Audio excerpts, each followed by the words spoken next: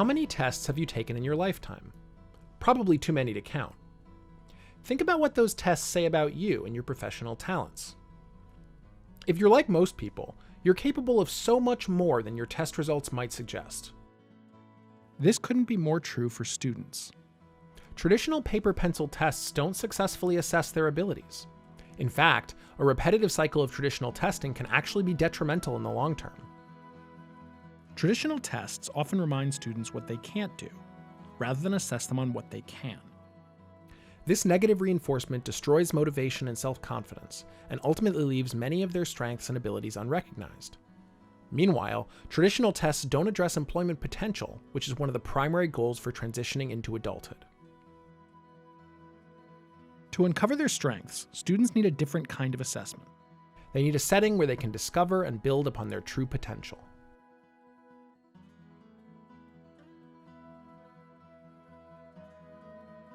PAYS is a unique transition assessment of employment potential for students. PAYS stands for Practical Assessment Exploration System.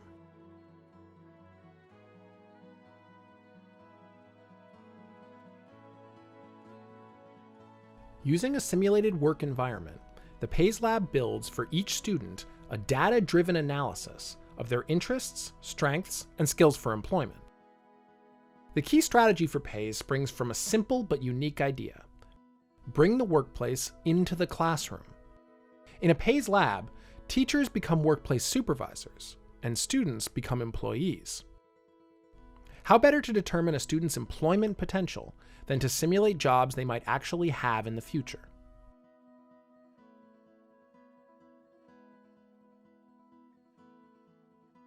There are three main benefits to this hands-on approach.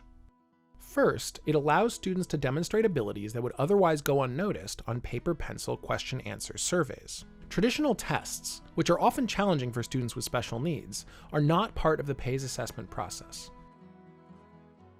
Second, students don't experience typical test-taking anxiety because they're not aware they're being assessed. Assessment in the PAYS Lab is indistinguishable from the daily instruction students receive. Finally, the PAYS simulated workplace setting helps students develop workplace independence, which is considered by both employers and special educators to be the most important factor in doing well on a job. The goal in a PAYS assessment is to encourage students to show what they can do on their own with as little help as possible, only asking for or receiving assistance if necessary. This approach creates a more accurate, more customized picture of a student's potential while inspiring them to achieve more.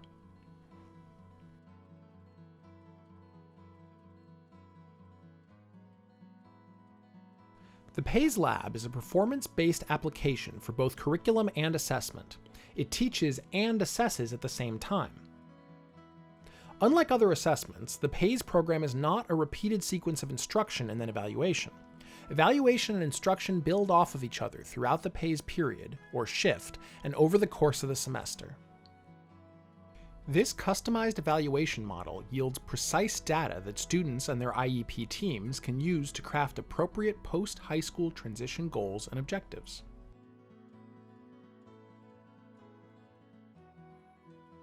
Unlike other tests, PAYS provides three types of assessment in one. First, PAYS is an authentic assessment. The PAYS Lab is set up to mimic typical community-based job settings. It tests using skills found in those settings, and it occurs in a context where these skills are typically required. Students, acting like employees, perform jobs like wiring circuits, fitting pipes, making change, measuring ingredients, and sorting mail. Second, PAYS is an embedded assessment, where assessment and instruction are indistinguishable, allowing the assessment to occur unobtrusively. When students are not aware that they're being assessed, they can focus entirely on the job in front of them and more fully show the supervisor what they're really capable of. Third, PAYS is a formative assessment. It allows supervisors to interact with PAYS employees, identify immediate instructional needs, and adjust instruction accordingly. The PAYS assessment adapts to the needs of the employee, making it ideal for students with special needs. For instance, PAYS allows for accommodations and modifications, and tracks them in the final report. Meanwhile, for employees with significant needs who are not yet candidates for competitive employment, the system provides alternative assessment methods that help inform placements in supported employment. In the PAYS lab, if an employee cannot perform an entire job independently, supervisors can either provide increased level of assistance or break the job down into subtasks to determine which parts of the job the employee can do.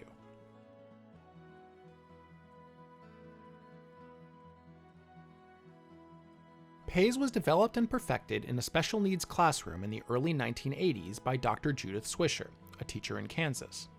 Initially, she was just trying to keep her students engaged, but the results quickly opened up a whole new way of looking at job placement. I had 5 classes of students who didn't want to be in school. They could behave, they just didn't want to behave. And I knew that if they could get their hands on real things that they see people do out in the community that they don't really have a chance to do, that would affect how they behaved in the room, and that's what I was after. Over the next decade, Dr. Swisher perfected the PAYS program in her classroom. Finally, she formalized it into a curriculum that could be shared with other districts. PAYS grew rapidly. Soon, orders for the PAYS lab assessment began to grow beyond what Dr. Swisher and her daughter could put together in the basement of their home.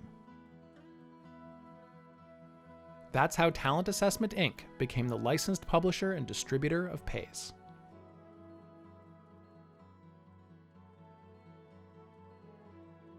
What sets PAYS apart as a performance-based assessment is the fact that this assessment is so data-driven. In one semester, a student can have as many as 1,500 data points. In a peer-reviewed validity study published in the Education Measurement Journal, PAYS scores were compared with the scores of 2 traditional paper-pencil aptitude tests. PAYS outperformed them both. PAYS scores were proven to be a significantly better predictor of employment potential 3 to 5 years after the assessment. Another study revealed that PAYS teachers find the PAYS assessment to be significantly more useful than achievement tests and employability inventories for making 9 types of transition-related decisions. This study also found that the more familiar teachers are with PAYS, the more useful they find it to be.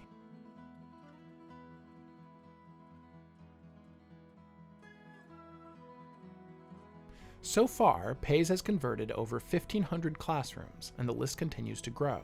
It's designed to work with contemporary special needs education requirements. It augments students' individualized education programs, IEPs, and it provides a comprehensive profile of the functional employability skill information needed for the IDEA mandated summary of performance.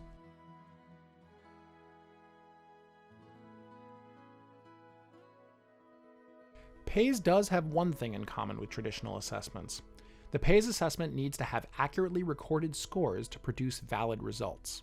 Anyone who records assessment scores must be trained to follow proper implementation procedures for assigning PAYS scores, recording PAYS scores, and entering scores in the PAYS scoring software.